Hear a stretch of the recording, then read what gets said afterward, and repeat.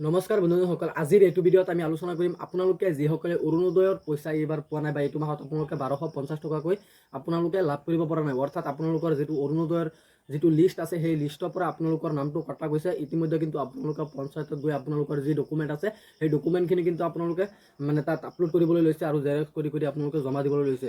গতিকে আপোনালোকে অৰুণোদয় 3.0ৰ কাৰণে আপোনালোকৰ ফৰ্মটো ফিল আপ কৰিব লাগিব। এই ফৰ্মখন আপোনালোকে ফিল আপ কৰি পঞ্চায়তত জমা দিব লাগিব। পঞ্চায়তত আপোনালোকে যেতিয়া জমা দিব তাৰ পিছত কিন্তু আপোনালোকৰ অৰুণোদয়ত অহা মাহৰ পৰাই আপোনালোকে পইচাটো আপোনালোকে লাভ কৰিবলৈ আৰম্ভ কৰিব।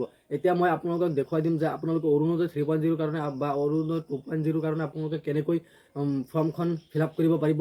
মই ষ্টেপ বাই ষ্টেপ আপোনালোকক দেখুৱাই দিম আৰু এই ফৰ্মখন আপোনালোকে এইটো ভিডিঅ'ৰ ডেছক্ৰিপশ্যনত মোৰ হোৱাটছআপ চেনেলৰ লিংক আছে, আপোনালোকে তাতে গৈ জইন হ'ব হোৱাটছআপ চেনেলত আৰু তাৰ পৰা কিন্তু আপোনালোকে বিভিন্ন ধৰণৰ নটিফিকেশ্যন চৰকাৰৰ তৰফৰ পৰা আপোনালোকে আপডেট অলপ পিছে আপোনালোকে পাই থাকিবলৈ আমাৰ সেই হোৱাটছআপ চেনেলটো আপোনালোকে ফ'ল' কৰি ল'ব আৰু মোৰ এই চেনেলটো আপোনালোকে ছাবস্ক্ৰাইব কৰি ল'ব। এনেকুৱা ইনফৰ্মেটিভ ভিডিঅ' ৰেগুলাৰ চাবৰ কাৰণে আপোনালোকে মোৰ চেনেলটো ছাবস্ক্ৰাইব কৰি থ'ব।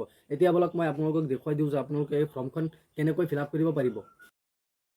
আপোনালোকৰ হোৱাটছআপ চেনেলত জইন হোৱাৰ পিছত কিন্তু আপোনালোকৰ সন্মুখত ফৰ্মটো আপোনালোকৰ ওলাই যাব আৰু ফৰ্মটো আপোনালোকৰ এনেকুৱাকৈ দেখা পাব। প্ৰথমতে আপোনালোকে চাব এনেকুৱাকৈ দেখা পাব। তাৰপিছত কিন্তু আপোনালোকে তলফালে স্ক্ৰল ডাউন কৰিলে আপোনালোকে ইয়াত দেখা পাব যে আপোনালোকৰ এপ্লিকেশ্যন নম্বৰটো, এইটো আপোনালোকে এপ্লিকেশ্যন নম্বৰটো বহুৱাই দিব। তাৰপিছত আপোনালোকৰ ডিষ্ট্ৰিক্ট কোনটো হয় ডিষ্ট্ৰিক্টটো আপোনালোকে বহুৱাই দিব লাগিব।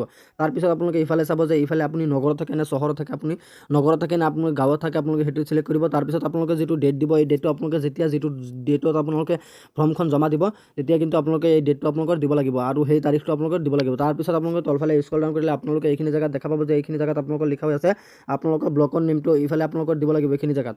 তাৰপিছত আপোনালোকৰ যিটো পঞ্চায়ত আছে পঞ্চায়তৰ নেমটো আপোনালোকে এইখিনি জেগাত দিব লাগিব। তাৰপিছত আপোনালোকে তলফালে স্ক্ৰল ডাউন কৰিলে আপোনালোকে ইয়াত দেখা পাব যে ইয়াত আপোনালোকৰ ভিলেজ নং বা আপোনালোকৰ ৱাৰ্ডৰ নাম্বাৰটো বা ৱাৰ্ড নংটো আপোনালোকৰ ইয়াত দিব লাগিব। আপোনালোকৰ ভিলেজ নামটো প্ৰথমতে দিব আৰু ৱাৰ্ড কিমান হয় আপোনালোকৰ ৱাৰ্ডৰ নেমটো আপোনালোকে দিব লাগিব। তাৰপিছত আপুনি নগৰত থাকে বা চহৰত থাকে আপোনালোকৰ বাস কৰা সেই গাঁওখনৰ নাম, বাস কৰা আপোনাৰ অঞ্চলৰ নাম আপোনালোকে দিব লাগিব। তাৰপিছত কিন্তু আপোনালোকৰ ইয়াত চাব আবেদনকাৰী নামৰ প্ৰথম অংশ আপোনাৰ ধৰি লওক আপোনাৰ নামৰ প্ৰথম অংশটো দিব ইয়াত। তাৰপিছত মিডিল নেমটো আপোনালোকৰ দিলেও হ'ব নিদিলেও হ'ব, এটি কেঞ্চেল গ'ল।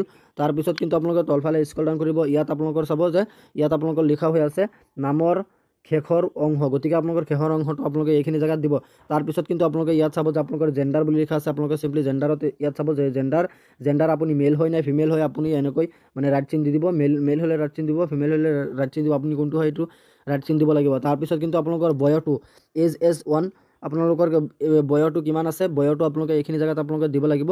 তাৰপিছত কিন্তু আপোনালোকে ইফালে চাব যে আপোনালোকৰ হাউচ নং ঘৰ নংটো আপোনালোকৰ কিমান হয় আপোনালোকে দিব লাগিব আৰু আপুনি ক'ত বাস কৰে আপোনালোকক দিব লাগিব। তাৰপিছত কিন্তু আপোনালোকে তলফালে স্ক্ৰল ডাউন কৰিলে আপোনালোকে এইখিনি জেগাত দেখা পাব যে এইখিনি জেগাত কিন্তু আপোনালোকৰ যিটো পুলিচ ষ্টেচন আছে থানাটো আপোনালোকৰ ক'ত হয় সেইটো দিব, পথৰ নামটো আপোনালোকৰ কোনটো হয় সেইটোৱে দিব, পিনক'ড আপোনালোকৰ ক'ত কি হয় সেইটো দিব। তাৰপিছত কণ্টেক্ট মোবাইল নম্বৰ আপোনালোকে এনেকুৱা এটা মোবাইল নম্বৰ দিব যিটো মোবাইল নম্বৰ নেকি আপোনালোকৰ বেংকৰ একাউণ্ট আৰু আধাৰ কাৰ্ডৰ লগত সংযুক্ত হৈ আছে আৰু আপোনাৰ সদায় আধাৰ কাৰ্ডখন আপুনি আপোনাৰ বেংকৰ একাউণ্টৰ লগত DVD লিংক কৰি ৰাখিব, যাতে আপোনালোকৰ চৰকাৰৰ কোনো ধৰণৰ পইচা দিয়া যাতে আপোনালোকৰ বেংকৰ একাউণ্টত সোমাই যায়।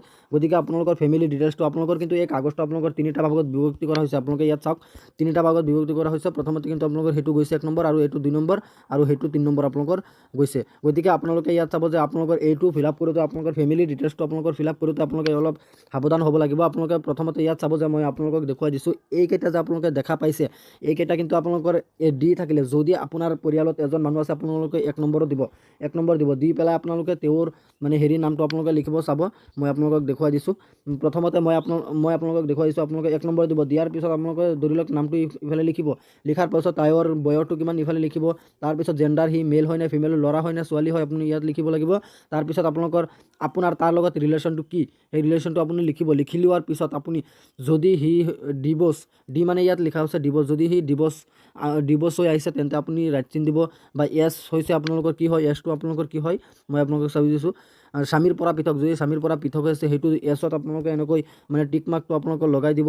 তাৰপিছত ডব্লিউটো আপোনালোকৰ কি হৈছে, ডব্লিউটো হৈছে বিধৱা, যদি বিধৱা মানুহ হয় তেন্তে কিন্তু আপোনালোকে এইখিনি জেগাত ৰাইট চিন লগাই দিব।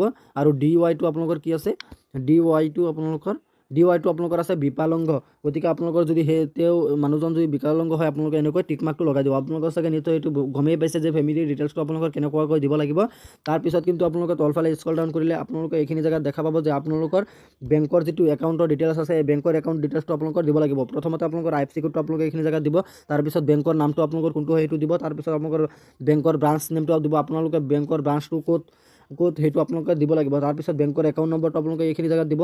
তাৰপিছত আপোনালোকৰ পৰিয়ালৰ বাৰ্ষিক আয় আপোনালোকৰ কিমান হয় সেইখিনি আপোনালোকে ইয়াত উল্লেখ কৰিব লাগিব। উল্লেখ কৰাৰ পিছত কিন্তু আপোনালোকে তলফালে স্ক্ৰল ডাউন কৰিলে আপোনালোকে এইখিনি জেগাত দেখা পাব ডকুমেণ্ট টু বি এটেচড, সংযুক্ত কৰিবলগীয়া নথিপত্ৰসমূহ। আপোনালোকে এই ফৰ্ম 3টাৰ লগত আপোনালোকে মানে আপোনাৰ যি মানে হেৰি আছে, আপোনাৰ মানে যিকেইটা আপোনাৰ ডকুমেণ্ট লগত দিব লাগে গাঁঠি, সেইখিনি আপোনালোকৰ এতিয়া দিব লাগিব। আৰু কি আপোনালোকৰ ডকুমেণ্ট দিব লাগিব ইয়াত কিন্তু উল্লেখ কৰা আছে।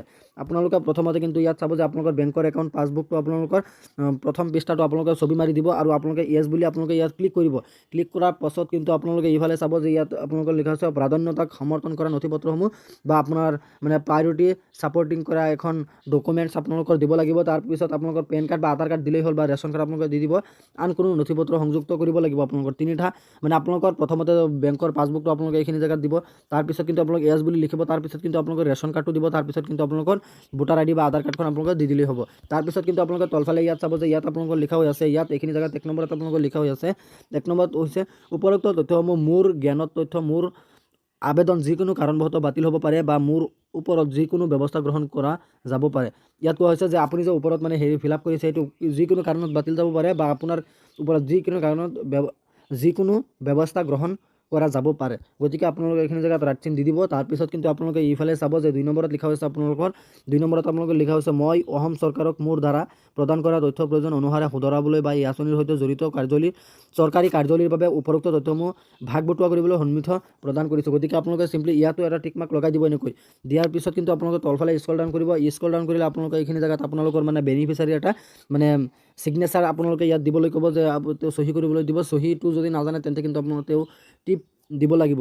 তাৰপিছত কিন্তু আপোনালোকে তলফালে স্ক্ৰল ডাউন কৰিলে আপোনালোকে ইয়াত দেখা পাব যে ইয়াত লিখা হৈ আছে আপোনালোকৰ অনুগ্ৰহ কৰি এই আবেদন পত্ৰখিনি ছপা কৰি উল্লেখ নগৰ স্থানীয় সন্থা গাঁও পঞ্চায়তৰ কাৰ্যালয়ত দাখিল কৰক। গতিকে আপোনালোকে কৈছে যে আপোনালোকে যে ফৰ্মখন মোৰ হোৱাটছআপ চেনেলত আপোনালোকে পাই যাব। পাই যোৱাৰ পিছত কিন্তু আপোনালোকে মানে জেৰক্স কৰি আপোনালোকে বেলেগকো দিব পাৰিব, আপুনি নিজেও ল'ব পাৰিব। গতিকে আপোনালোকে তলফালে স্ক্ৰল ডাউন কৰিলে আপোনালোকে এইখিনি জেগাত দেখা পাব যে এইখিনি আপোনালোকৰ লিখা হৈছে ফৰ অফিচ ইউজাৰ কাৰ্যালয় ব্যৱহাৰ কৰিব এইখিনি। গতিকে আপোনালোকৰ এইখিনি আপোনালোকৰ মানে ফিল আপ কৰিব নালাগে। গতিকে আপোনালোকে ইফালেও চাব যে ইয়াত আপোনালোকৰ লিখা হৈ আছে আপোনালোকৰ এইখিনি জেগাত স্বীকৃতিৰ প্ৰমাণপত্ৰটো আপোনালোকৰ এইটো দিব লাগিব যে মই অমুক তাৰিখে আপোনালোকে যেতিয়া জমা দিব অমুক তাৰিখে অমুক তাৰিখৰ পৰা অমুক তাৰিখলৈ ইয়াৰ দ্বাৰা স্বীকৃতি কৰা হৈছে যে শ্ৰীযুত বা শ্ৰীমতী বা আপোনাৰ নাম কোনটো হয় ধৰি লওক ৰামৰ পৰা ইমান নং আবেদন পত্ৰখিনিৰ নম্বৰটো আপোনালোকে এইখিনি জেগাত আপোনালোকে বহুৱাই দিব লাগিব। ইমান নং আবেদন পত্ৰখিনি অমুক তাৰিখে আপোনালোকৰ যিটো তাৰিখ এইফালে আপোনালোকে দিব।